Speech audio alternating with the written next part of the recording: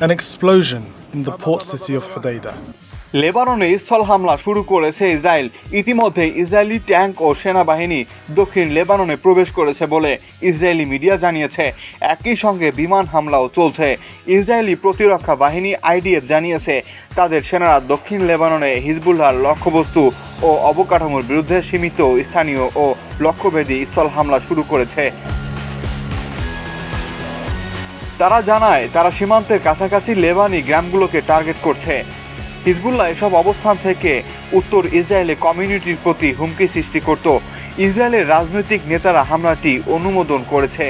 এর আগে IDF-এর general staff ও Northern কমান্ডের ব্যাপারে প্রস্তুতি ও পরিকল্পনা সম্পূর্ণ করে বলে ইসরায়েলি বাহিনী জানায়। তারা জানায় স্থল সেনাদের বর্তমানে বিমান বাহিনী ও গোলন্দাজ বাহিনী সহায়তা করছে। অপারেশন নর্দার্ন অ্যারোস নামে এই হামলাটি গত মাসে শুরু হওয়া অভিযানেরই সম্প্রসারিত রূপ।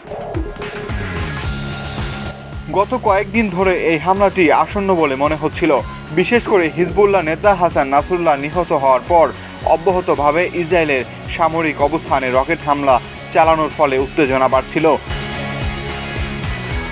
ইসরায়েলি হামলায় হামাসের এলিট ফোর্স রাদওয়ান ফোর্স বেশ কয়েকজন শীর্ষ কমান্ডারকে হারিয়েছিল, তবে তাদের যোদ্ধারা এখনও সক্রিয় আছে।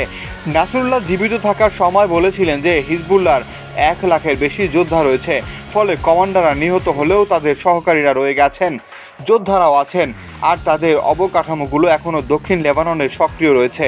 তারা প্রতিরোধ চালাতে পারবে বলে ধারণা করা হচ্ছে, তবে কঠিন পরীক্ষার মধ্যে পড়বে হিজবুল্লাহ বলে মনে করা হচ্ছে।